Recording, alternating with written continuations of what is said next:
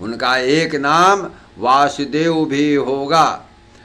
ग्रह नक्षत्रों के अनुसार यह बालक साक्षात श्री नारायण का अवतार है। इन्होंने जगत कल्याण के लिए अवतार लिया है। इनके नाम के स्मरण मात्र से संसारीय प्राणियों का कल्याण होगा। गर्ग जी के वचनों को सुनकर नंद राय जी अति प्रसन्न हुए। उन्होंने बहुशा रत्न धन आदि देकर उन्हें विदा किया।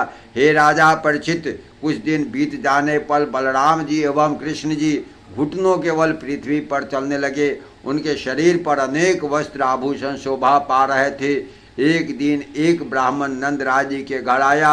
उसे यशोदा जी ने सत्कार पूर्वक बैठाया, भोजन कराया। तत्पश्चात वह भगवान श्री नारायण का भोग लगाने के लिए अपने आँखों को बंद कर ध्यान करने लगा। उसी समय श्री कृष्ण जी आकर उनके कटों में रखे खीर खाने लगे।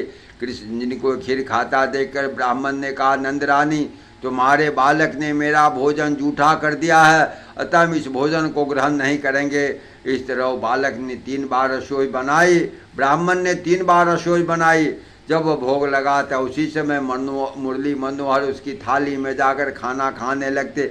तब यशोदा जी ने श्री कृष्ण जी को डांट कर कहा, हे कन्हैया, मैं बार बार भोजन का सामान देती हूँ, तू हर बार उनके भोजन को जूठा कर देता है।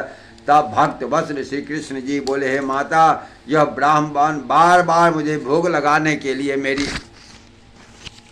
स्तुति करता है। मैं इसके सच्चे मन के प्रेम को भोग लगा देता हूँ, इसमें मेरा कोई दोष नहीं। कृष्ण जी के मुख से उक्त वचनों को सुनकर ब्राह्मण को ज्ञान हो गया। जिस परम ब्रह्म परमेश्वर का मैं ध्यान करता हूँ वही ये परमेश्वर है। तत्पश्चात उसने हाथ जोड़कर श्री कृष्ण जी को प्रणाम किया और कहने लगा, हे प्रभु, आपका दर्शन मुझे अनायास ही प्राप्त हो गया।